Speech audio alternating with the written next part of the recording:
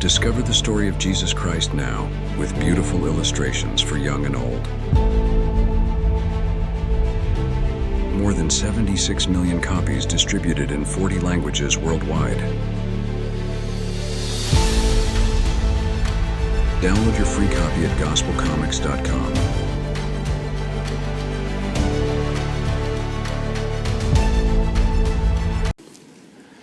Thank you for finding the time to listen.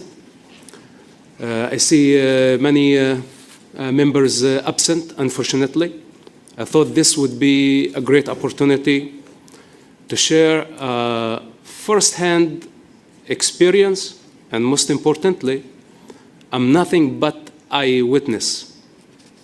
And it looks like many people want to decide on behalf of the children in the Middle East without listening to the children, without listening to a child of that conflict. It's not important to have someone who have lived it, to provide first-hand experience and information, so when they make their decisions on our behalf, on behalf of the children in the Middle East, they don't make mistake. For example, by funding criminals for decades from the public money that has been advancing terrorism and chaos that brought us to this low point of destruction and barbarism. And of course, none of them would take responsibility. They want to sit in comfort and decide on behalf of this generation and the next generations. It's not important for them to come and take a seat for half an hour and listen. But what can we do? This is part of this war, a war of narratives. And there is only one truth. But many have been compromised by the Qatari money, and yes, by the Qatari money, the Arab oil money, the Muslim money. And they have been serving many masters. When they serve many masters, this means that they have no truth.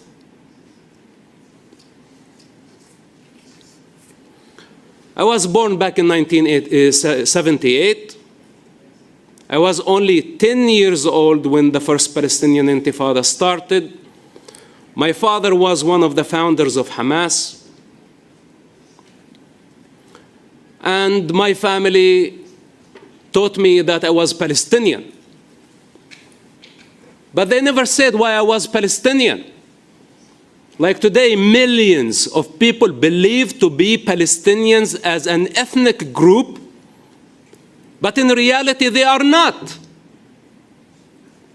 And we have tens of millions around the world who say free Palestine, while in reality Palestine never existed, except as a colonial entity against the indigenous of the land. I'm not saying that there were no Arabs in that region, but for some reason, Arabs were allowed to take their caravans from every destination in Arabia with no political borders to come and profit from the British mandate of Palestine.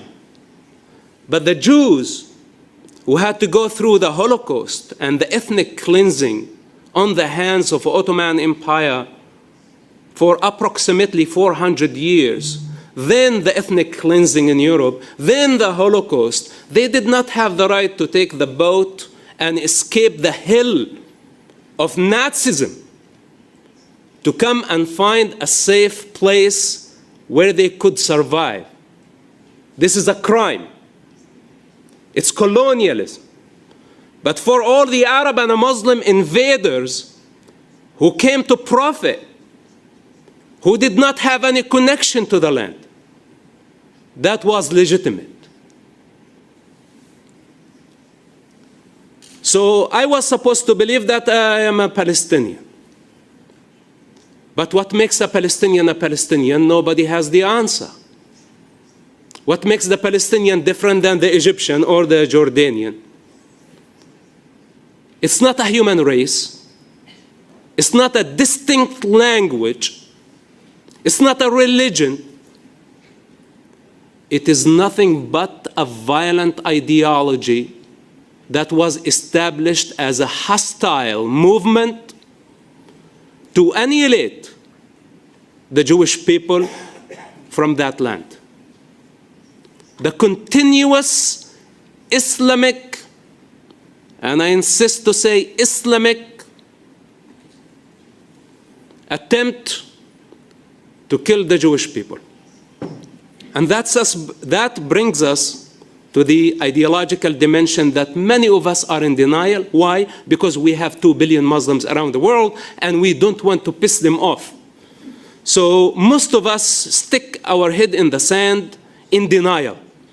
While it's in the Quran, it's in the Hadith, that it's an Islamic belief based on the Islamic most trusted sources, that the end times will not come and the Mahdi, that's the savior of the Muslims, will not return until the Muslims annihilate all the Jewish people, not only in Israel, but worldwide. This is not only human delusion. They have been acting on it. It's a legislation. Many out there believe that Allah gave them the authority to punish the Jewish people. First, Allah chose the Jewish people. It was His chosen ones.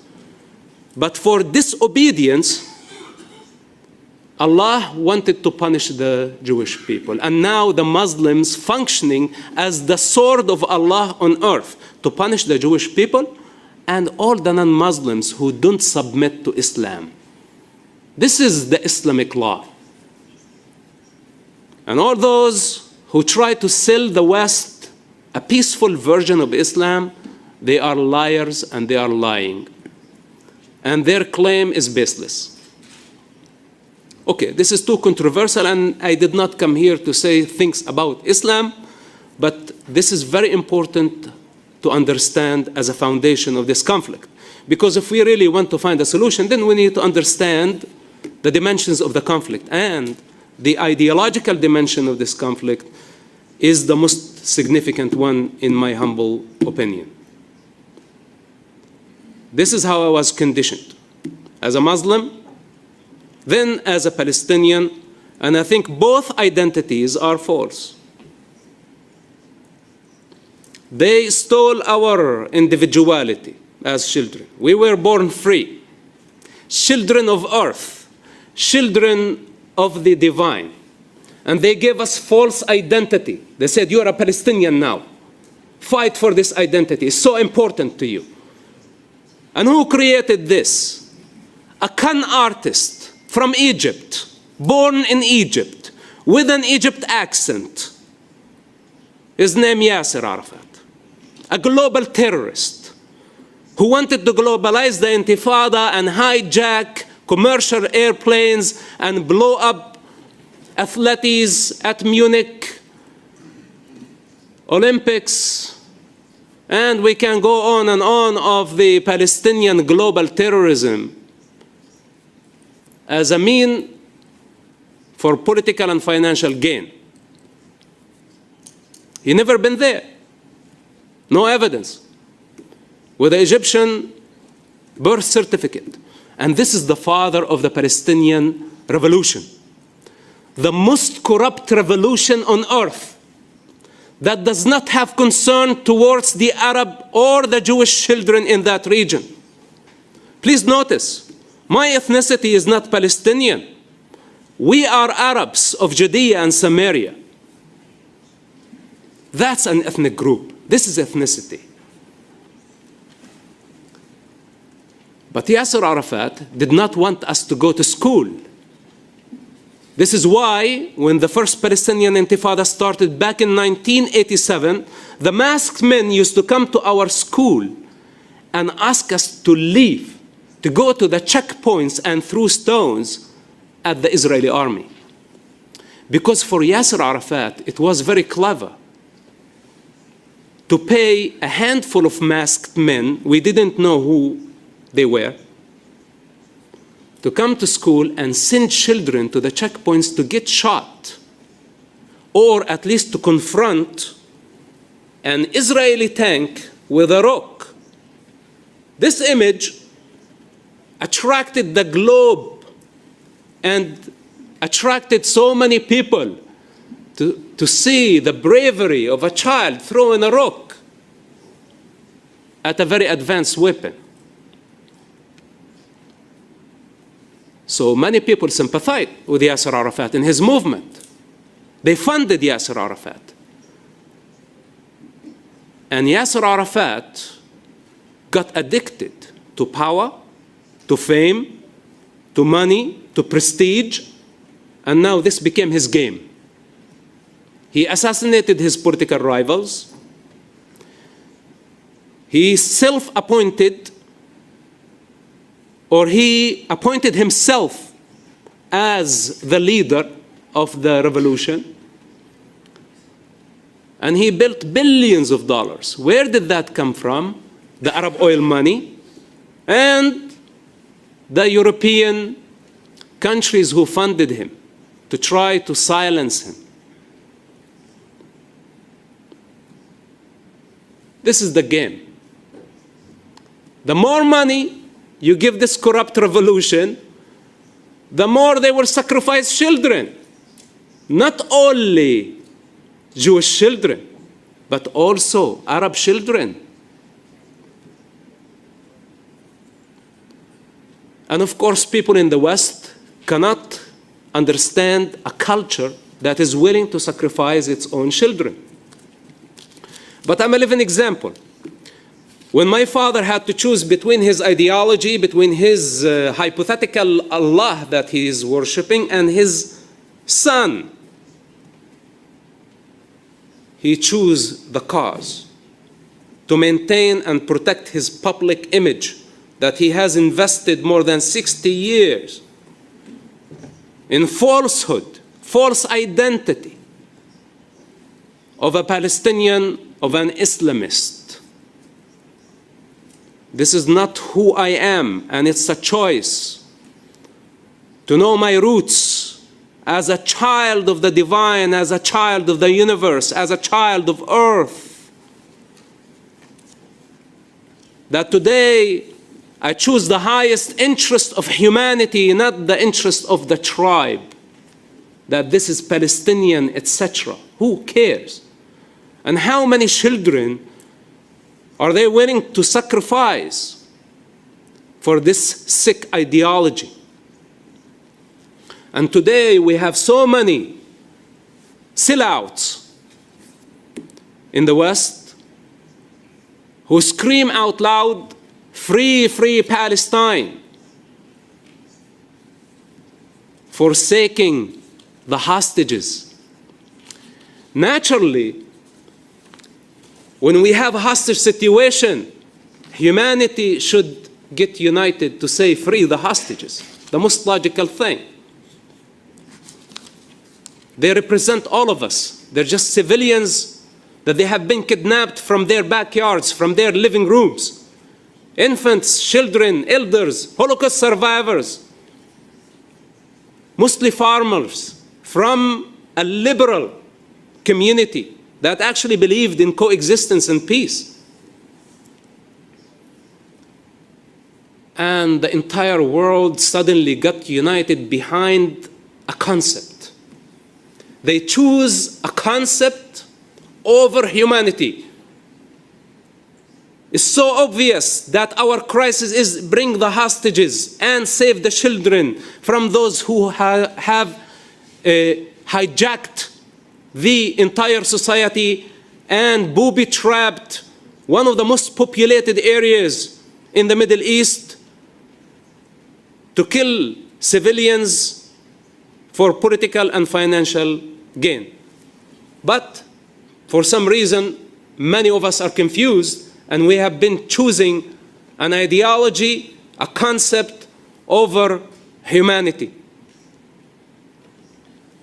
And of course, they have been posing as they have the higher moral ground. They all speak on behalf of the children, of the victims of this conflict. Well, how can you be speaking on behalf of the children, but in the meantime, you haven't condemned Hamas? On one hand, they support the resistance. They claim that this is a legitimate resistance against occupation. But we tell them there was never Palestine. It was never as a country. It's not a people. And if there is no such thing, how can it be occupation? Usually you occupy something that is a country, that is an ethnic group, that is a nation. But what, you occupy something in the air, a concept that never existed. In fact, Israel fought against colonialism. They paid in blood the bills, and they earned their independence back in 1948. Only the Jewish people fought against colonialism. And prior to the British, they were the Ottoman Empire, which basically invaded the entire region. And that's it. There is no Palestine in between. A colonial entity that existed from 1918 to 1947 or 1948. That's approximately 25 years of a lifespan. So, why the what so-called Palestinians believe that they have they have inherited such entity? Well, the Jewish people also were called Palestinians during that time. All the residents of that region had a Palestinian passport. Druze, Christian, Arabs, Jews, all ethnicities. So what makes now only the Arabs unique to this identity? It's madness. And so many people are believing. So many believers. This is what we are dealing with. So they inverted the narrative. And we don't need to look way back in the past. We can just look into our lifetime. Since October 7. Savages. They broke the fence. They went into peaceful communities. They wiped out more than 20 peaceful communities based on their religion and based on their ethnicity, based on their race. And that's the very definition of a genocide. Genocide is not defined by head counts. To say, let's say, if we kill more than 5,000 people, this becomes a genocide. No, genocide is defined by why the people have been killed. And the only people who were killed based on their religion and ethnicity are the Jewish people on October 7. The victims in Gaza, they are not being killed because of their religious or ethnic background. It's a collateral damage because of the lack of responsibility of their government. For all those who claim to say what's happening in Gaza is a genocide based on the head count, they are contradicting the dictionary and the reality. Israel has been doing everything within their ability to minimize the civilian casualty by giving people 2 weeks in advance, revealing the military plans. Evacuate this area while the terrorists evacuate with the civilians.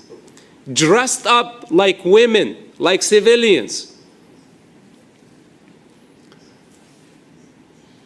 It's very obvious for any person with intelligence to see that the terrorists have been trying to maximize the civilian casualty.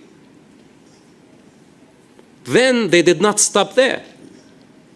They exaggerated and they lied about the statistics.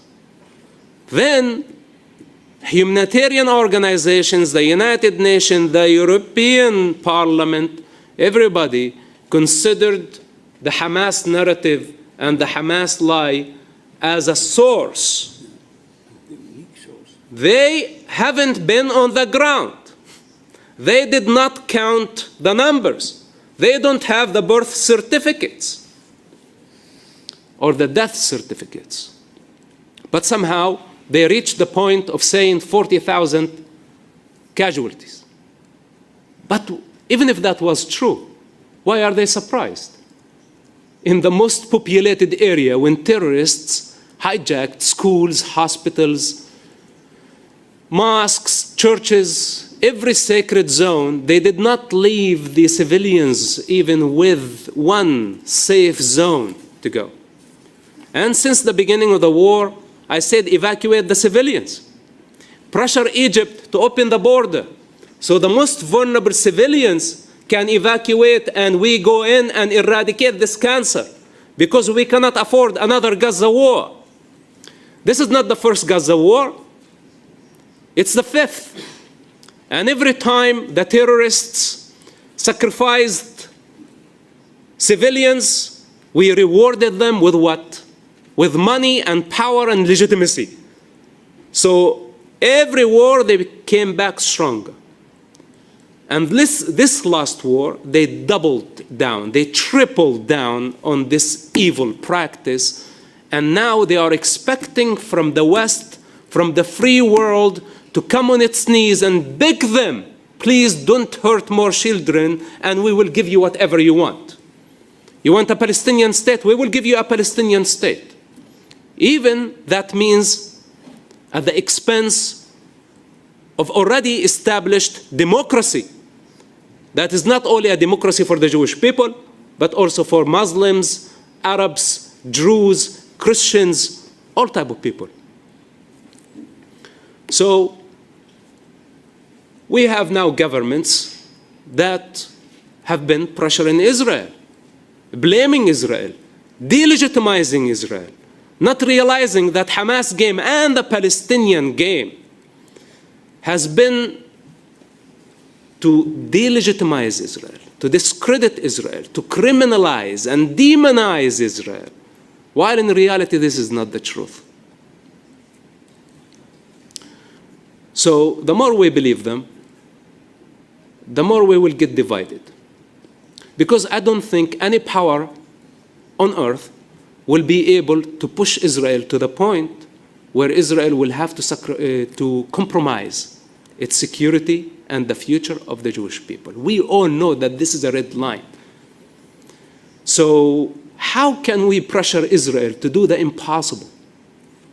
To give up security, territory, and just give it to irresponsible lunatics, psychopaths, and tell them, here you go. Take power, take money, and whenever you wish, you can just invade us, take hostages, kill our people. There is no leader in Israel that can afford doing this. If I was the leader of Israel, I would not agree to it, even if it means total and absolute sanction from the globe. And not to mention that Israel is a superpower. So why push a superpower, a democratic system, all the way to the corner in favor of no people, in favor of political gangs that does not have even a legitimate leadership? Their main crisis, that they cannot agree on one leadership. I wish that it was only a snake with one head, that we can actually try to reason with it. but it has 99 heads. So we are going nowhere with this. But of course, many of us say, then what is the solution? And I'm not here to draw a very dark image, but we need to understand the reality of the situation. And this is why I talk you on multiple dimensions, and this is not the end of the story. This is just barely the tip of the iceberg of this 1400 years of Jewish hatred. And I think as long as Allah is a legitimate authority, and as long as Allah wants the Jews killed, then there are going to be a bunch of people out there going after the Jewish people. And if we, as Christians, Buddhists, Hindus, atheists, the rest of the world, if we don't get united, realizing that we have a religious majority that has been determined to annihilate a religious minority, if we don't understand that this is the actual situation, then they will take advantage of all of us. If we allow them to kill the Jewish people today, tomorrow they will have another problem. Maybe the next time it's not Palestine, it could be Andalusia. Because also Andalusia is a Muslim land according to Islamic law. And the Muslims are required to fight until they liberate this Islamic territory. Every mosque around the world is an Islamic land. And I dare you to try to shut down one mosque in Europe. Especially if they mix or don't separate religion and state or mosque and state. This is the challenge. And this is where they contradict a fundamental of the Western or most Western constitutions, that no one is above the civil constitution. But Allah and the mosque are two authorities above. And Muslims don't separate between mosque and state. Now, they are in violation of the laws. Now you as lawmakers, go and try to say this mosque violated the law, we want to close the mosque. They suddenly become angry. They have a cause. And they could turn violent. And they could all get unified behind their angry cause. The same way we see them angry on the streets for Palestine. Non-existential. Even to the degree when there is some idiot on the street burning a Quran, they go against the entire nation, against the government, against the diplomats worldwide, boycotting and sanctioning and protesting. And you try to tell them this was just an individual. It's his responsibility, it's not the responsibility of the entire people of the country. But they insist on violence by the means of sword and by the means of intimidation. This is the Islamic approach. I know that I'm taking lots of time. I'm trying to conclude. Thank you for your patience. So the situation in Andalusia could be next, and we are living the modern day Islamic invasion. Many here, leftists, or they claim to be liberals, Democrats, they want equal rights. And we simply tell them, what about equal responsibility? Decent citizens show responsibility, hence they have equal rights. But criminals, terrorists, invaders, illegals, they haven't shown any responsibility. So why they are entitled for equal rights? What do we do to the criminals who violate the laws? Don't we imprison them and strip them from all their rights? Suddenly we give them just the minimum human rights in a cell? Why? Because they are criminals. Why don't we give them equal rights as well? citizens who show equal responsibility, they are entitled for equal rights. Otherwise, it's a different story. Now, keep in mind, Andalusia and Palestine, they are very similar concepts. If Hamas and Palestinians succeed in pressuring the world to manifest their Palestine, which I don't think is a possibility, then there is going to be another concept, a different name, another angry cause to justify their violence. And I don't want to see this. I say it's their freedom to be Muslims, but keep Islam in Mecca. Keep the mosque in Mecca. Here in the West, I don't want to see the West turning into an Islamic continent. I love diversity. When I come to Europe, I want to feel that it's Europe. And if those who really admire Mecca and worship in the stone, then why don't they just migrate to Mecca? Stay there, where no women rights. Their society does not give women any rights. They are property. And when you cancel half the society, what is a society without women? You kill all the creativity. Then there is sexual repression, and the sexual repression will automatically lead to violence, to terrorism. And this is the psychological connection. Then they are attracted to come to the West. Why? Because they see freedom. Women are free. Hence, the society is free and more healthy. So they come attracted to the freedoms. But then suddenly, they want to turn it into Mecca, where non-Muslims are not allowed to enter the city. I don't want to say, where is their tolerance? Where are the temples? Where are the synagogues? Where are the churches that are in Mecca?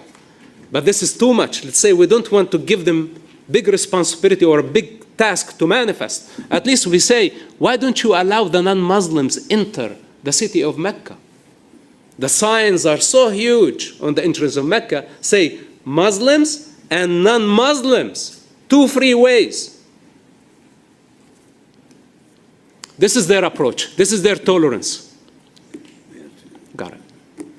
So, tomorrow they could do the same thing here in Europe and everywhere in the world. So we need to be aware. We need to be aware of the fundamentals of this problem in order for us to provide good solutions.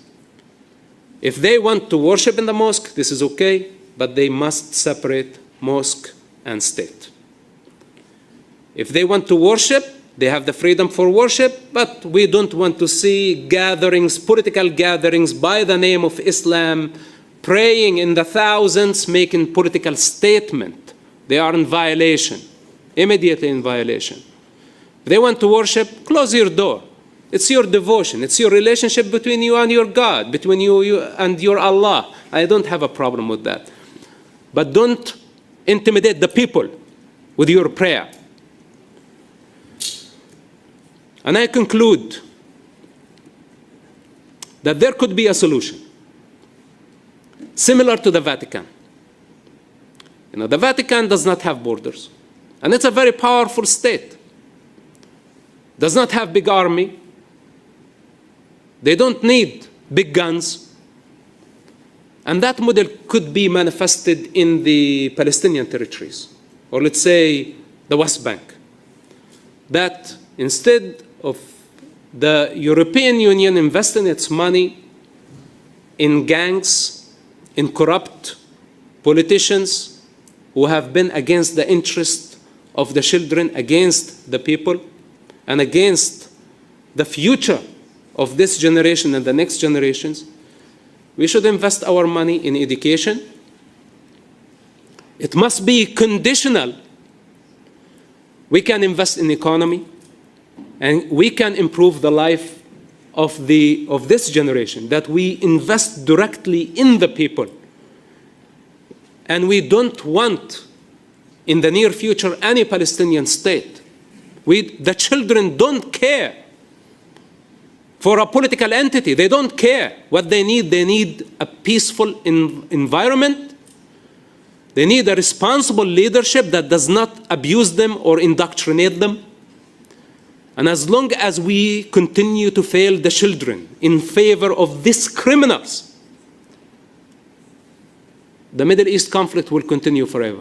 And I think all the attempts to try to pressure Israel to give up its security and its freedoms for such political gangs, this is not going to help the situation either. Thank you for your patience. Thank you for giving me this podium. I appreciate you, and I hope that we together can create the change. Thank you.